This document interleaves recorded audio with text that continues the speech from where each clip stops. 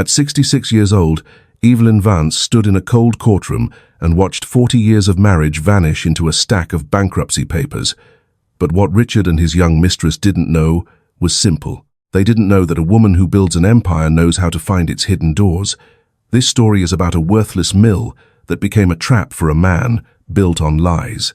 If you've ever watched a man wear a suit you paid for while he told a judge he had no money to give you, this is for you. If you felt the weight of a silver thimble in your pocket as the only thing left of a 40-year legacy, stay with us. If you've seen a younger woman sitting across the room wearing your husband's guilt like a designer dress, you need to see how this ends. Subscribe now, because what Evelyn found behind a loose stone in a rain-drenched valley will prove that justice never gets the address wrong. The courtroom air smelled of old paper and citrus-scented floor wax. It was a sterile, quiet place. The high windows let in a single, sharp beam of afternoon light. It hit the mahogany table where Richard sat. He looked successful. He wore a charcoal wool suit that Evelyn had picked out for him 3 years ago. He looked like a man who owned the city. He did not look like a man who had filed for Chapter 7 bankruptcy 3 months prior. Next to him sat a woman named Tiffany. She was 24 years old. She had long blonde hair that she kept tucking behind her ear. She wore a silk dress the color of a bruised plum. She looked at her fingernails. She looked at the clock on the wall. She looked everywhere except at Evelyn.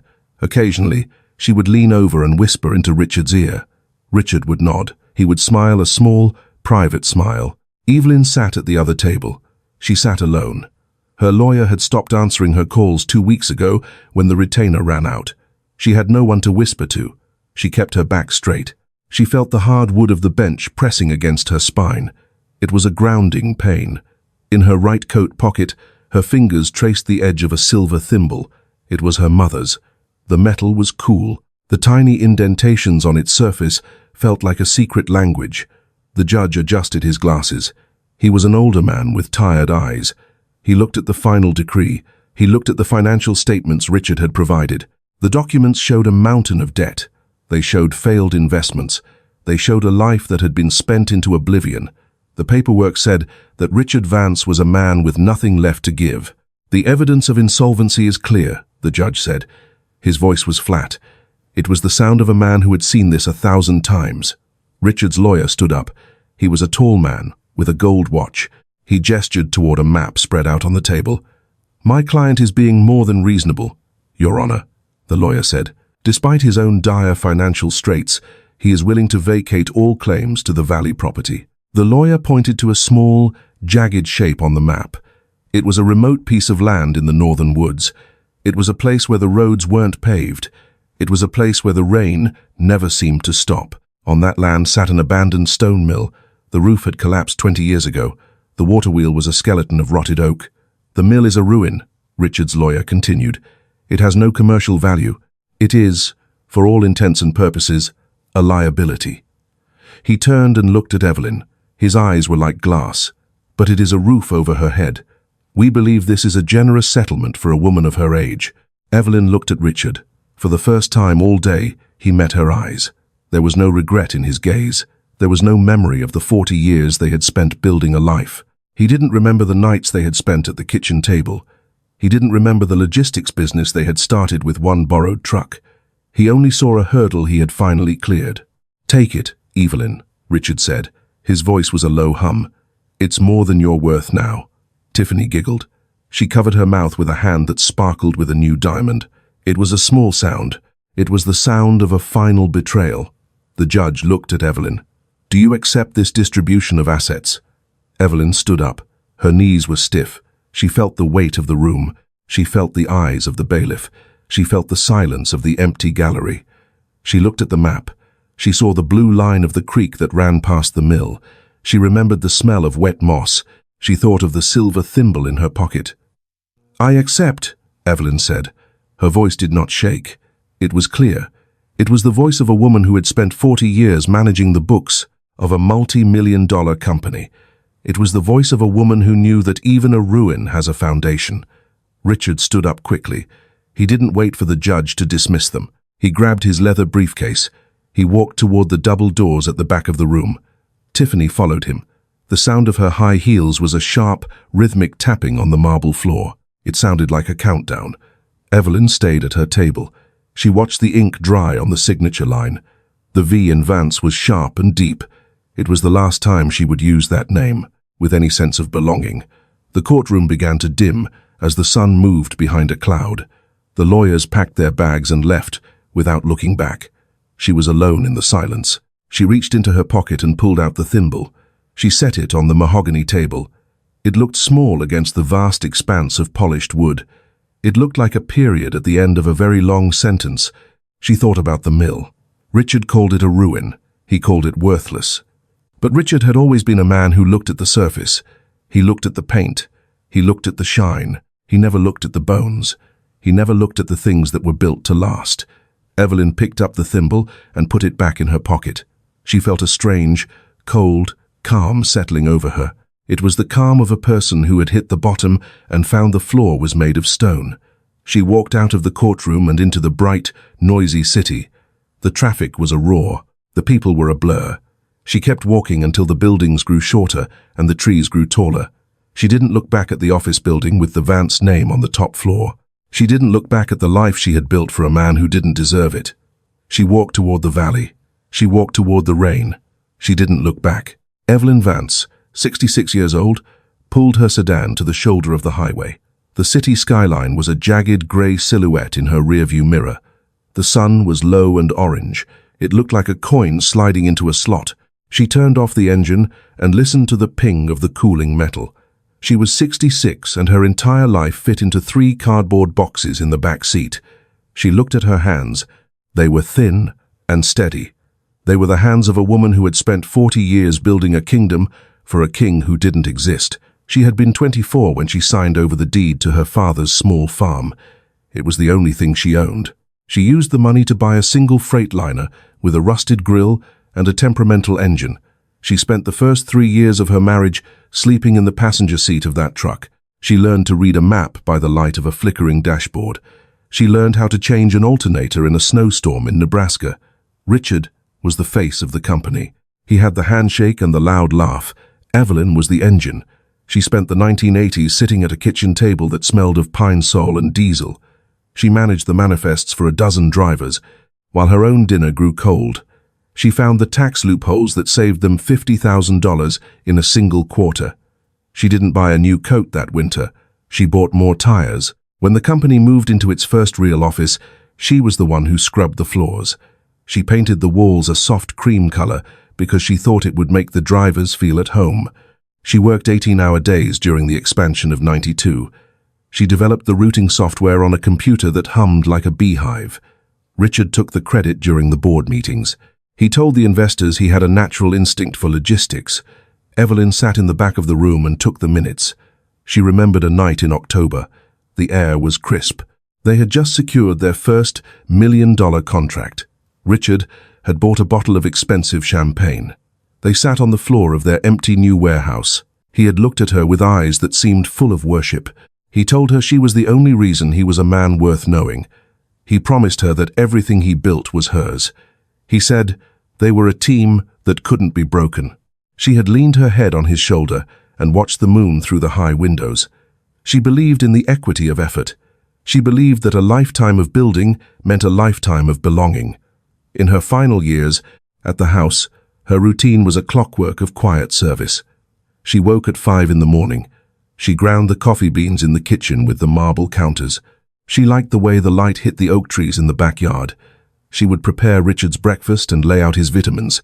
She would check the overnight shipping reports before he even opened his eyes.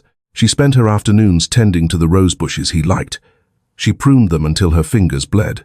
She never complained about the thorns. She thought the beauty was worth the pain. Now, she reached into her coat pocket and pulled out the silver thimble.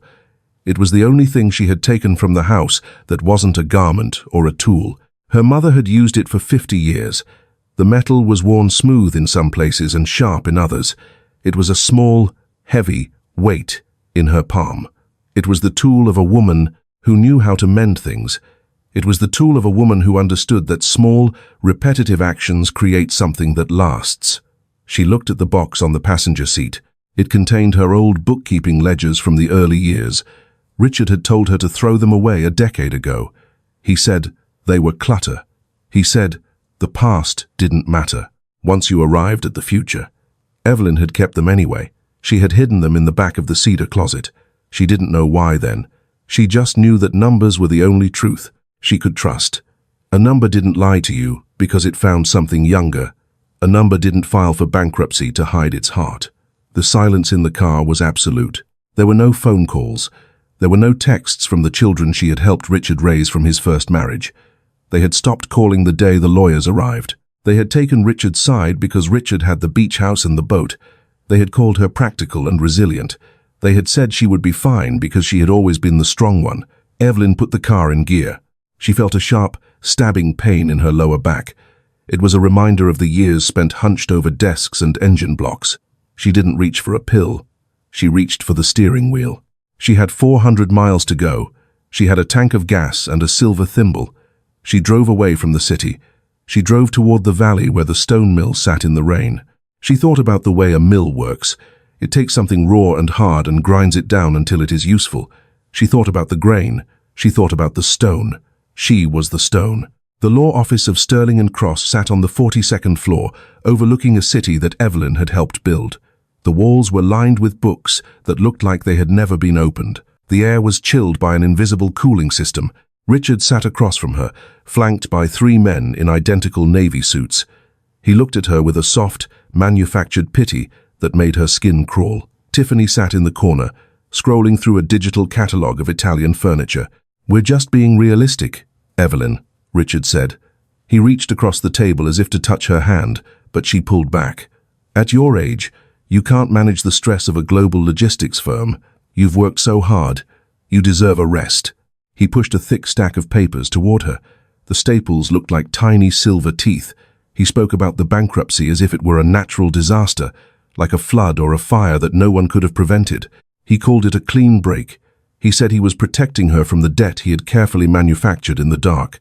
"It's for the best, Mom," his eldest son, Julian, said from the doorway.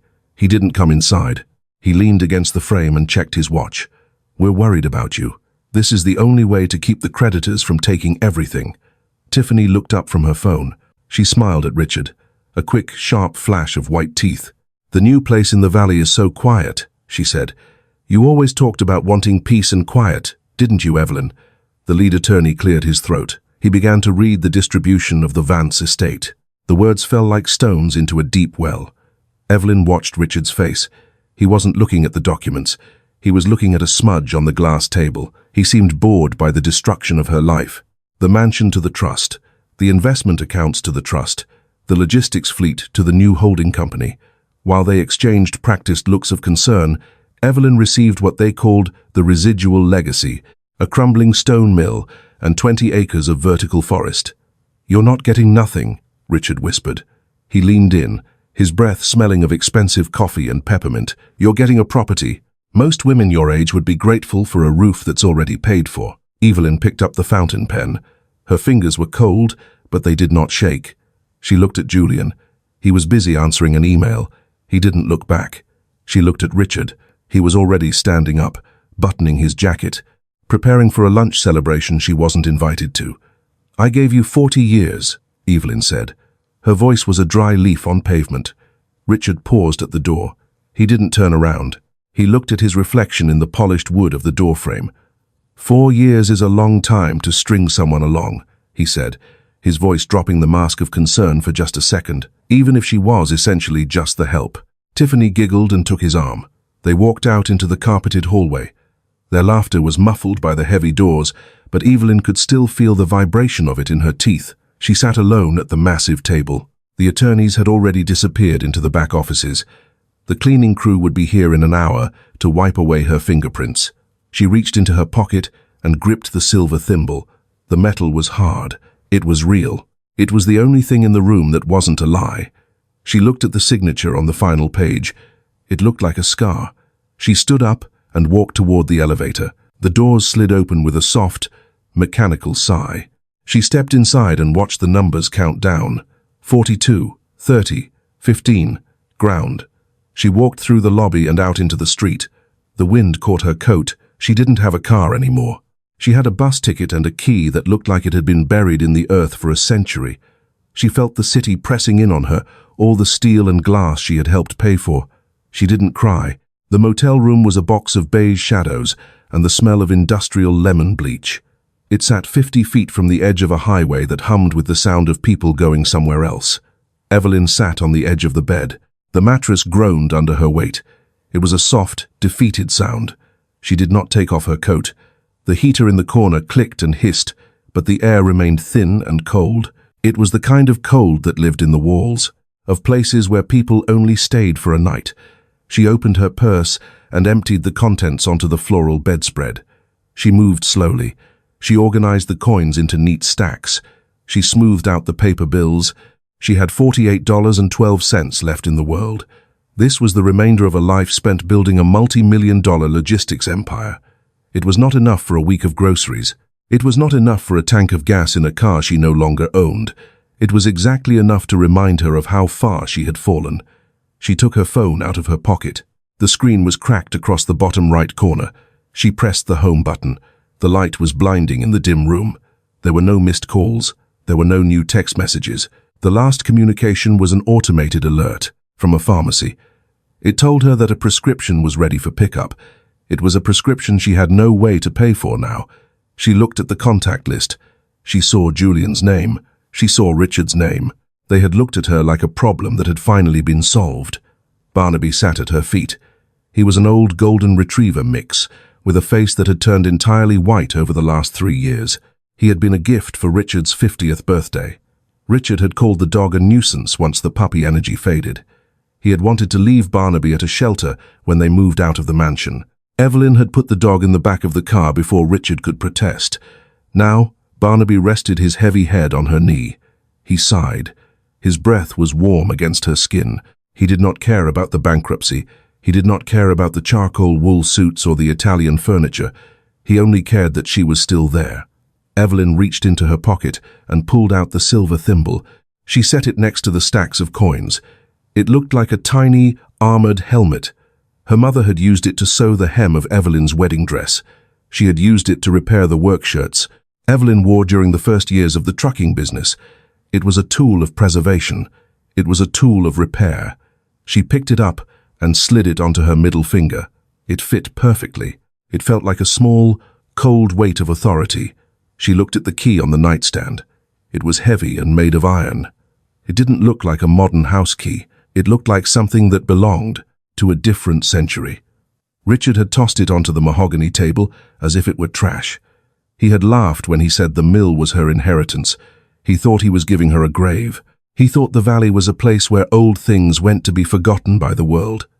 She looked at the map she had printed at the public library before the bus arrived. The mill was located at the end of a road that didn't have a name. It was tucked into a fold of the mountains where the soil was too rocky for farming. It was a place of stone and water. She thought about the logistics of survival. She needed shelter. She needed a way to keep Barnaby fed. She needed to move before the $48.12 disappeared into the vending machine in the hallway. She did not call anyone. She did not check the news to see if the Vance bankruptcy had made the local headlines. She stood up and walked to the window. She pulled back the heavy, dust-caked curtain. A semi-truck roared past on the highway. Its headlights cut through the dark like twin blades. She watched the red tail lights fade into the distance. She thought about the thousands of trucks she had routed across the country. She had known every highway and every rest stop. She had known the timing of the mountain passes and the weight limits of the bridges. She knew how to get from where she was to where she needed to be. She turned away from the window and began to pack her things back into her boxes. She folded her 2 sweaters. She tucked her mother's Bible into the corner of the box.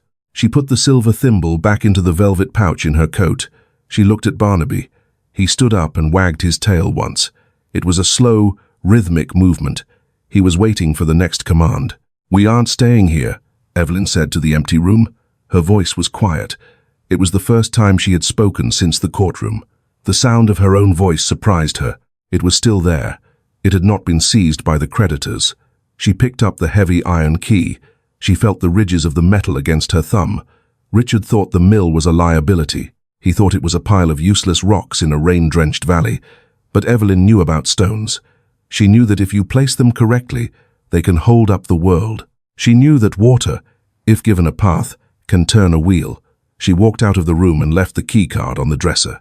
She didn't look at the television. She didn't look at the mirror.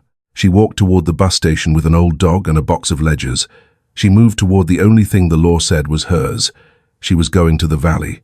She didn't look back. The bus dropped Evelyn and Barnaby at a crossroads 2 miles from the village of Blackwood Creek. The air was thick with the scent of damp pine and wet earth. A heavy mist clung to the valley floor. It moved between the trees like a slow, grey tide. Evelyn carried her heaviest box. Barnaby walked close to her hip. His fur was already beginning to bead with moisture. The village consisted of a single main street. A general store sat on the corner with a faded blue awning that flapped in the wind. There was a gas station with 2 rusted pumps and a sign that had lost half its letters. A diner called The Hearth sat across the street. It had checkered curtains in the windows and a neon sign that flickered with a rhythmic hum. Evelyn pushed open the diner door. A bell chimed.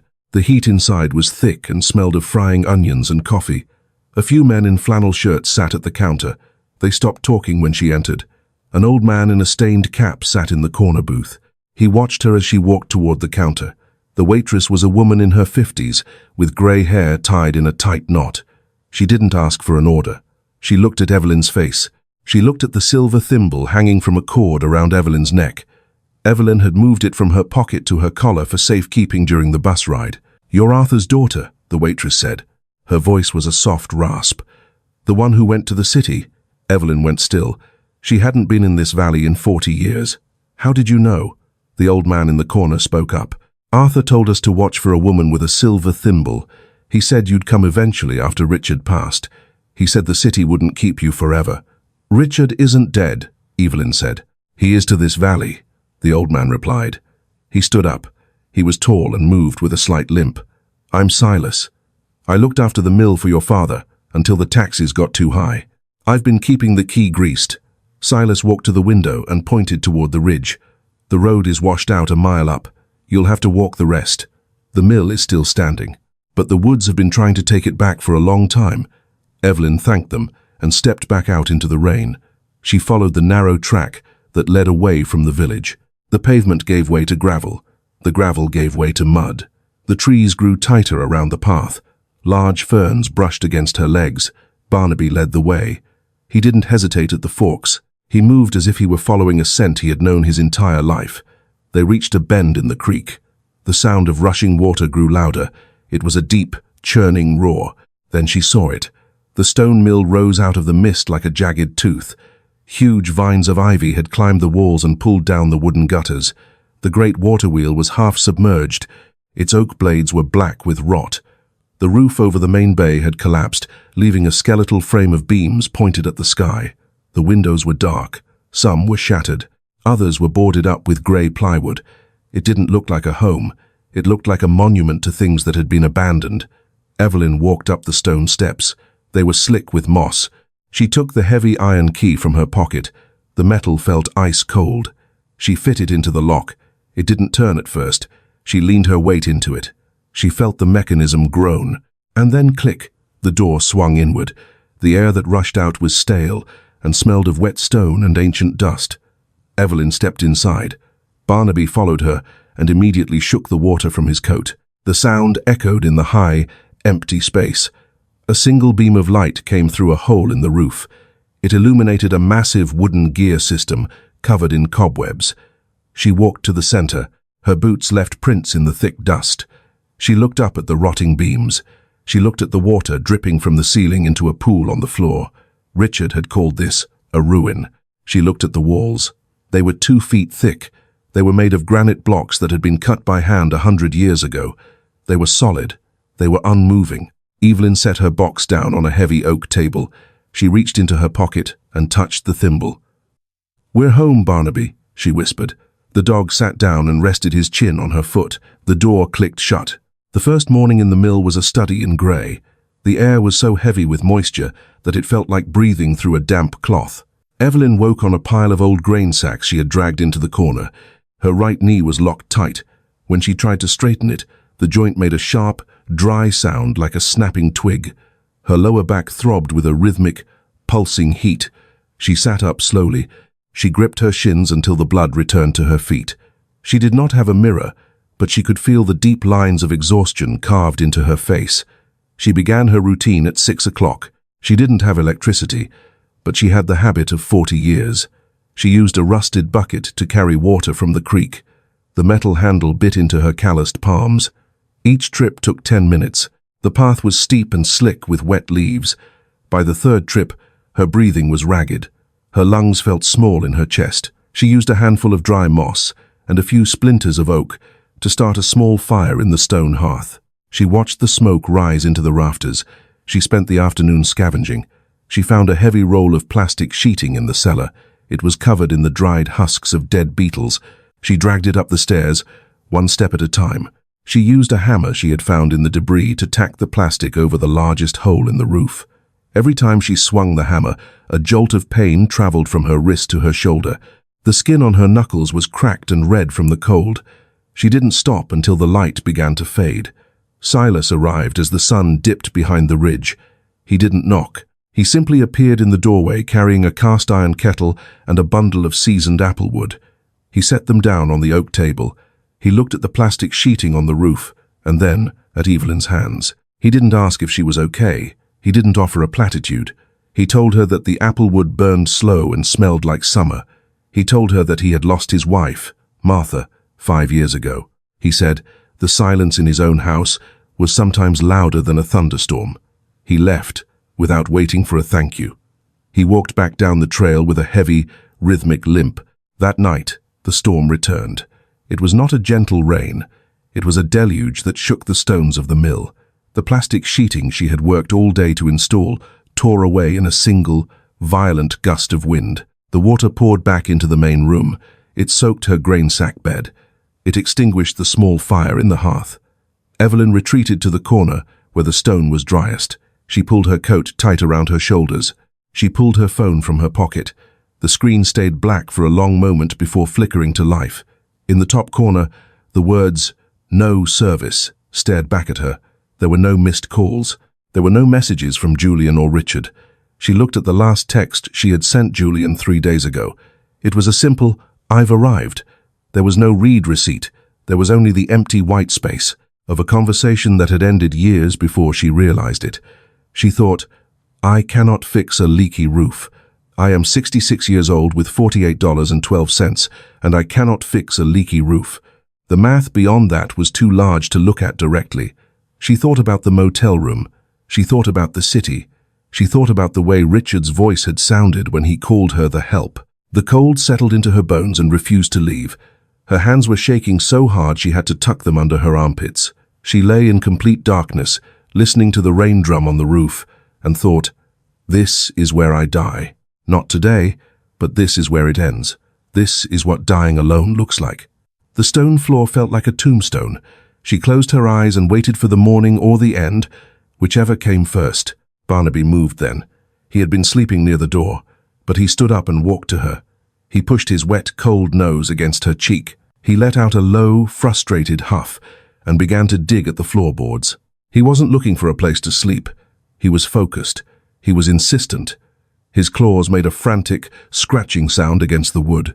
Evelyn reached out to stop him. Her hand brushed against the silver thimble hanging from the cord around her neck. The metal was cold, but it was solid. She gripped it in her fist. She felt the sharp indentations of the metal pressing into her palm. The pain was a needle. It was a wake-up call.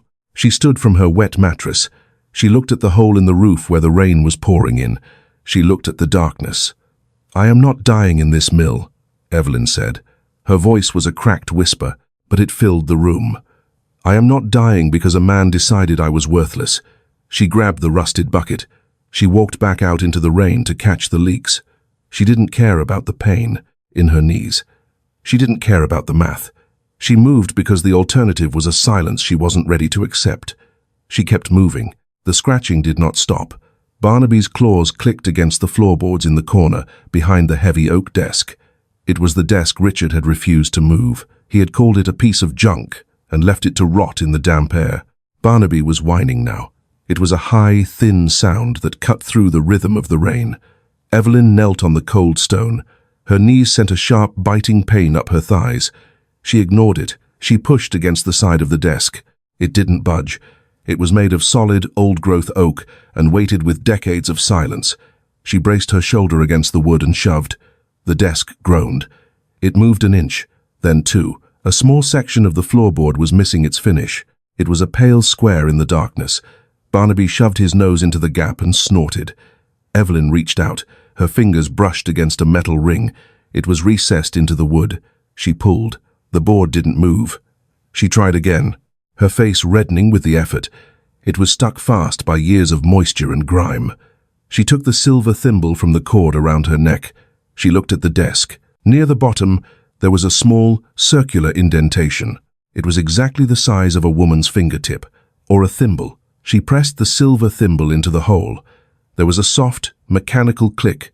It was a sound from another era. A small, hidden drawer at the base of the desk popped open. Evelyn pulled it the rest of the way. Inside was a leather-bound ledger. It was wrapped in oilcloth to protect it from the damp. Next to it sat a heavy brass key and a thick envelope. The envelope was sealed with wax. On the front, in her father's precise, architectural handwriting, were two words: "For Evelyn." Her hands began to shake. She sat back on her heels. The rain continued to drum on the plastic sheeting above her, but she didn't hear it anymore. She felt the blood rushing in her ears. She unwrapped the ledger first. She opened the cover. The pages were thin and yellowed, but the ink was clear. It wasn't her father's handwriting. It was Richard's. She recognized the tilt of the letters. She recognized the way he looped his capital R. The date started 5 years ago. This was not a record of the mill. This was a record of the Blue Heron Group. She read the first page, then she read it again. The Blue Heron Group was a shell company. Its registered address was this mill. Richard had used the property he called worthless as the legal anchor for every asset he claimed he didn't own. She turned the pages slowly. Her breath caught in her throat. The logistics contracts she had secured in the 90s were all there. The fleet of trucks, he said, had been seized by creditors, was listed under the Blue Heron name. The offshore accounts were detailed, in neat, black columns. There were bank statements from 3 months ago. One account held $4,200,000. She looked at the numbers. She looked at the names of the drivers. They were the men she had routed through snowstorms. They were the men she had bought tires for. She spoke aloud to the empty room. He didn't lose it. Barnaby sat still. He watched her with his head tilted. Evelyn opened the thick envelope. Inside were the original deeds to the Valley property. But there was something else. There was a power of attorney document signed by her father before he died. It had never been filed. It gave Evelyn total control over the land and any business conducted upon it. Richard had been using the land illegally for 5 years. He had built his shadow empire on a foundation he didn't own. She picked up the brass key. It was heavy. It didn't fit the front door. She looked at the floorboards where Barnaby had been scratching. She reached into the gap and felt a second lock. She inserted the brass key. She turned it. A section of the floor swung upward, on silent hinges. Below was a small, dry stone chamber. Inside were 3 metal footlockers. Evelyn opened the first one. It was filled with the original corporate seals of Vance Logistics. There were hard drives. There were backup tapes from the company's main server. Richard hadn't destroyed the records. He had hidden them here, in the one place he thought Evelyn would never look. He had hidden the truth inside the ruin. She picked up a printed bank statement. From the top of the pile, her name was on it. Richard had forged her signature to transfer the initial capital to Blue Heron. The room seemed to tilt. Evelyn gripped the edge of the floorboard. She felt the silver thimble still pressed into the desk. She understood the scale of it now. Richard hadn't just left her. He had systematically erased her from the history of her own company. He had turned her hard work into a ghost. She looked at the ledger. She looked at the millions of dollars listed in the columns. She thought about her $48.12. She didn't cry. She stood up. Her knees didn't hurt as much now. The cold in the room felt different. It felt like a whetstone. She walked to the window. The rain was stopping. A sliver of moonlight broke through the clouds and hit the water wheel in the creek. The wheel was broken, but the water was still moving. The power was still there. It just needed a path. Evelyn looked at the silver thimble in her hand. "You were wrong, Richard," she whispered. She reached for her phone. She didn't have service, but she didn't need it yet. She had the ledger. She had the deeds. She had the truth, written in his own hand. She sat back down at the desk. She opened the ledger. To the first page. She began to read the numbers again. She was a bookkeeper.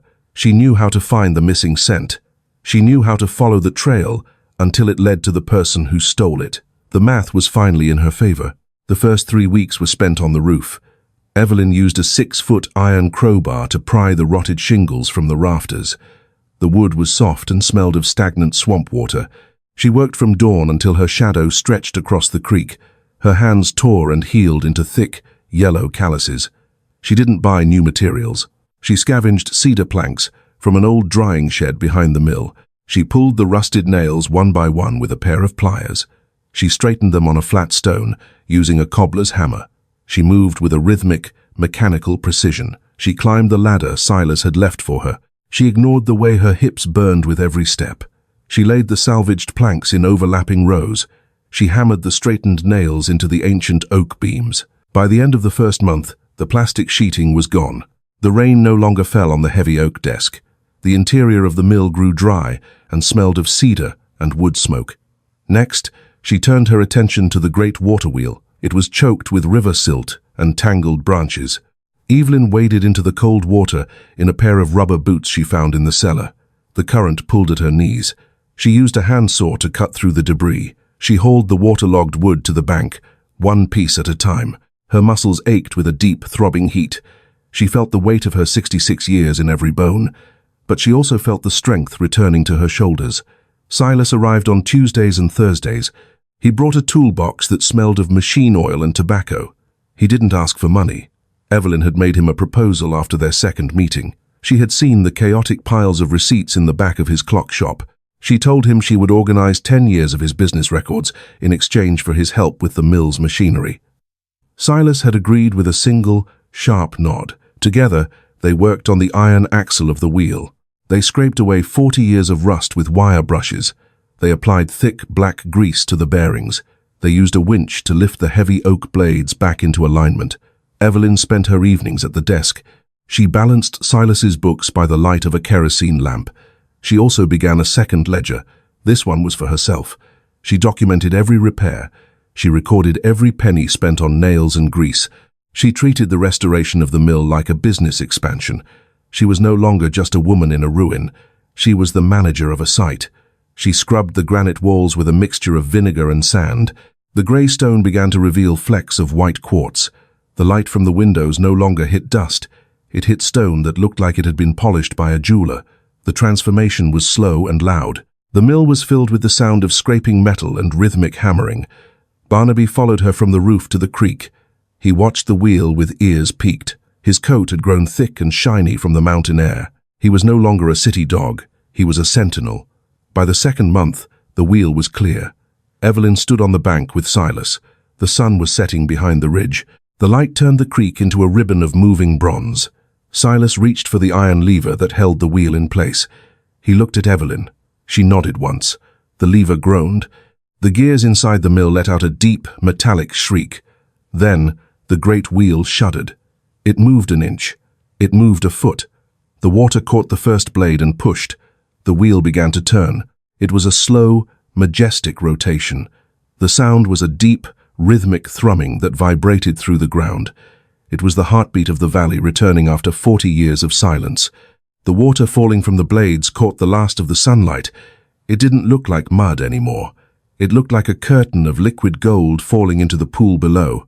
The air around the mill grew cool and misty. The scent of wet stone and clean water filled the clearing. The mill was no longer a ruin. It was a machine. The vibration lived in the floorboards now. It was a deep, rhythmic humming that traveled through Evelyn's boots and settled in her hip bones. She stood by the main grinding stone. The air was thick with the sweet, toasted smell of crushed corn. She was no longer the woman who waited for a phone to ring. She was the woman who kept the stones turning. She was 66 years old, and her body had changed. Her shoulders were broader. Her neck was thick with new muscle. She looked at her reflection in the dark water of the bucket. She didn't see the woman in the charcoal wool suit. She saw a woman with sun-darkened skin and eyes that looked like flint. She liked this woman better. This woman didn't need a signature to know she existed. She walked out to the wooden platform overlooking the creek. The water was white and loud as it hit the blades of the wheel. She looked at the ridge where her father used to hunt. She reached up and touched the silver thimble hanging from the cord around her neck. It was warm from her skin.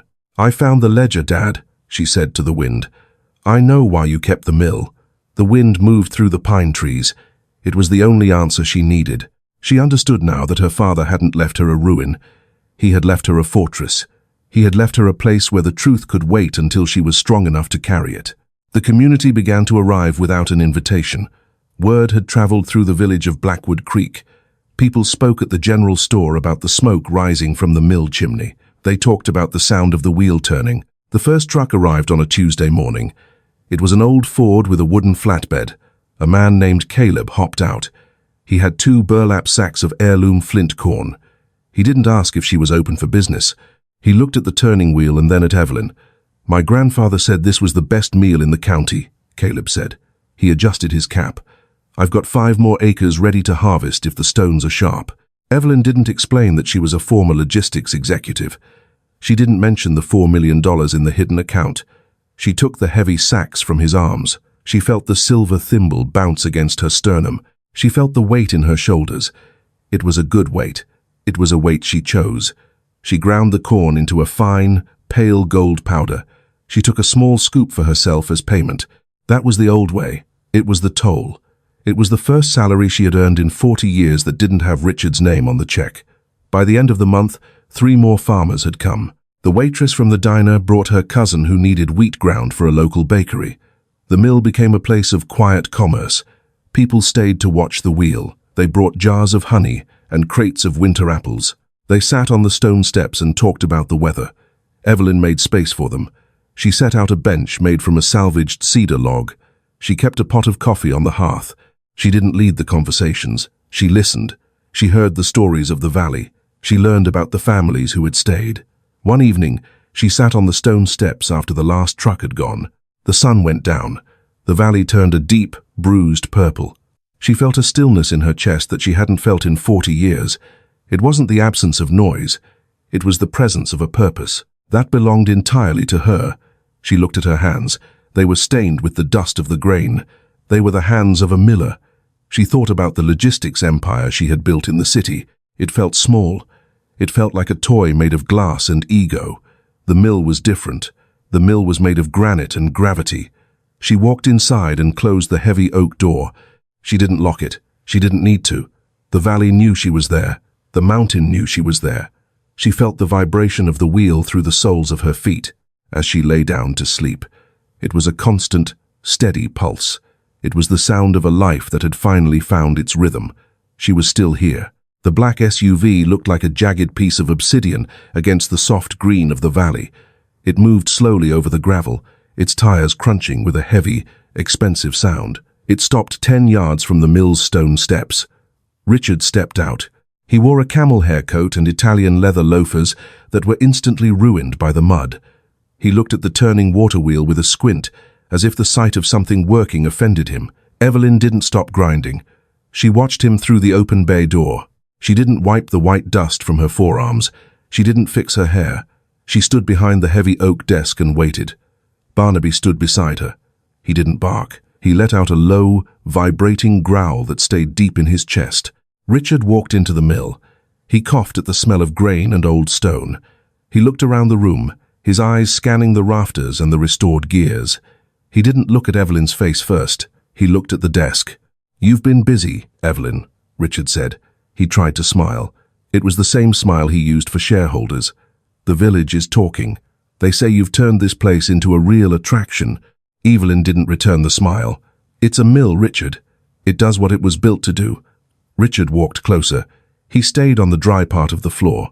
"Look, we're just being practical. This place is isolated. Winter is coming. We're worried about you being out here all alone, with just a dog." "You weren't worried 3 months ago," Evelyn said. Richard waved a hand dismissively. "That was the bankruptcy. It was a stressful time for everyone. But things are looking up. I'm here to make things right. I'll buy the property back from you, double what it's worth. You can move back to the city. A nice condo with a doorman. This is what's best for everyone." Evelyn reached into her pocket. She felt the silver thimble. Why do you want it, Richard? You said it was a liability. You said it was a ruin. Richard's eyes flickered toward the corner where the floorboards had been replaced. He adjusted his coat. I have an investor interested in the water rights. It's a small deal, but it requires the deed to be in my name, to satisfy the audit. The audit for the Blue Heron Group? Evelyn asked. The silence that followed was heavy. The only sound was the rhythmic thrumming of the wheel and the rush of the creek. Richard's face went very still. The manufactured pity vanished. His eyes grew narrow and hard. How do you know that name? Richard whispered. You shouldn't have used this address for your shell company, Evelyn said. Her voice was calm. It was the voice of a woman reading a balance sheet. And you definitely shouldn't have hidden your private ledger in a desk you gave me in a legal settlement. Richard stepped toward the desk. He reached for the edge of it. Give me the book, Evelyn. You don't know what you're playing with. That's company property. No, Evelyn said. She didn't move back. This mill is my property. Everything inside it belongs to me. That was the clean break you wanted. Richard's face flushed a deep, angry red. He forgot about the caring language. He forgot about the condo with the doorman.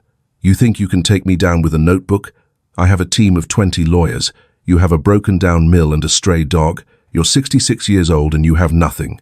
I have the original deeds, Richard, Evelyn said. I have the power of attorney my father signed. And I have a forensic accountant in the city who is very interested in the $4 million you moved through this address last month. Richard leaned over the desk. His breath was hot.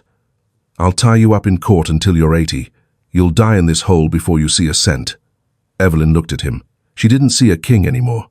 She saw a small man in a muddy coat. The authorities are already on their way, Richard, she said. I didn't call the divorce lawyers. I called the federal investigators. I sent them the digital backups you kept in the floor. Richard went pale. He looked at the door. He looked at the mud on his shoes. He realized he had walked into the only trap he couldn't negotiate his way out of. He had built his house of cards on her foundation. Evelyn, wait, he said. The arrogance was gone. His voice was thin. We can talk about this. Think of the family. Think of Julian. I am thinking of the family, Evelyn said. I'm thinking of the woman who built your company while you were at lunch. She wants her life back. She pointed toward the door. Leave the valley, Richard. The road is only one way. Richard opened his mouth to speak, but the sound of a siren drifted up from the village. It was faint, but it was growing louder. He turned and ran toward his SUV. He slipped in the mud. He scrambled into the driver's seat and floored the engine. The tires spun, throwing grey slush against the stone walls of the mill. Evelyn watched him drive away. She didn't feel triumph. She didn't feel revenge. She felt the weight of the silver thimble in her hand. The door clicked shut. 1 year after the morning she arrived in the rain, Evelyn Vance stood on the loading dock of the Blackwood Creek Mill. The spring sun was warm on the back of her neck. It was a Tuesday morning. 3 trucks were lined up in the gravel turnaround. The drivers sat on their tailgates and drank coffee from metal thermoses. They talked about the planting season. They talked about the price of fuel. They didn't talk about the headlines in the city. The news from the city arrived in a thick legal envelope once a month. The forensic accountants had completed their audit. The Blue Heron Group had been dismantled by the federal court. Richard's bankruptcy had been declared a fraudulent transfer of assets. The logistics empire was being liquidated to pay the creditors and Evelyn's court-ordered settlement. She didn't read the tabloid articles about Richard's mansion being seized by the bank. She didn't look at the social media photos of Julian moving into a small apartment. She used the first check from the settlement to buy new granite stones from a quarry in Vermont. She bought a new van for the Blackwood Creek Senior Center. She walked inside the mill. The air was cool and smelled of crushed grain and pine wood. The floorboards were clean. The dust was gone. She sat at the heavy oak desk that had once hidden the secrets of a thief. She pulled a piece of blue silk from a drawer. It was a new altar cloth for the village church. She reached into the velvet pouch on her belt and pulled out the silver thimble. She slid it onto her middle finger. The metal was polished and bright. She pushed the needle through the thick fabric. The thimble caught the blunt end of the needle and moved it through the silk. It did exactly what it was built to do. It protected the hand that did the work. Barnaby lay at her feet. His white muzzle was resting on his paws. He let out a long, contented sigh. He didn't move when the water wheel let out a deep, familiar groan. The vibration of the machinery was the only music he needed. Evelyn looked at a small photograph of her father on the desk. He was standing by the wheel in 1974. He was leaning against the stone wall with a wrench in his hand. Evelyn touched the glass of the frame with her thimble-clad finger. The foundation held. "Dad," she whispered. She stood up and went back to the grinding stones. She poured the first sack of corn into the hopper. The wheel turned in the creek. The water was clear and fast. The stones began to hum. 2 years passed since the day Richard's SUV slid into the mud of the valley road. The spring air was clear and loud with the sound of the rushing creek. Evelyn stood in the small herb garden she had planted behind the mill's stone wall. She wore a pair of sturdy canvas trousers and a simple linen shirt. The morning dew was cold on her ankles. She bent down to pull a single weed from the lavender. Her back did not ache the way it once had. Her hands were strong and steady. The mill was humming with life. The local farmers had formed a cooperative, and Evelyn was their lead consultant. She didn't manage a global fleet of trucks anymore. She managed the grain for 3 counties. She knew the names of the children who came to watch the wheel. She knew which families needed a little extra in their sacks when the harvest was thin. She was a woman who belonged to the land she stood on. She sat on a cedar bench and pulled a small sewing kit from her pocket. A young girl from the village had torn her coat on a briar patch. Evelyn pulled out the silver thimble. It caught the morning sun and flashed like a diamond. She slid it onto her finger. She began to mend the heavy wool. The needle moved with a rhythmic clicking sound against the metal. It was a small action. It was a precise action. It was the way she had lived her whole life. She looked at the thimble and thought of her mother's hands in the light of a kitchen window. She thought of the years she had spent mending a marriage that was already shredded. She realized she wasn't mending a coat. She was finishing a story. "I kept the pieces, Mum," Evelyn whispered to the empty garden. "I kept them until they made sense again." She tied off the thread and bit it clean. She stood up and walked toward the mill door. Barnaby followed her, his tail a slow, rhythmic wag against her leg. He was old, but he was still the sentinel of the valley. The water wheel turned in the creek, throwing a spray of silver mist into the air. It was a machine that didn't know how to stop. Evelyn's journey proves that the truth is like water in a mountain stream. You can try to dam it or divert it, but eventually it will find its way to the wheel. Justice doesn't always arrive in a courtroom, but it always arrives for those who are willing to do the work in the dark. If Evelyn's victory moved you, if you've ever felt the cold weight of betrayal or the silence of a house that was once full of noise, this is for you. Leave one word in the comments describing the moment the thimble clicked into the hidden desk. Because Evelyn's story proves something that is always true. Your value is never determined by the people who fail to see it. Share this with someone who needs to remember that a ruin is just a foundation waiting for a new roof. Because together, we prove that dreams don't age.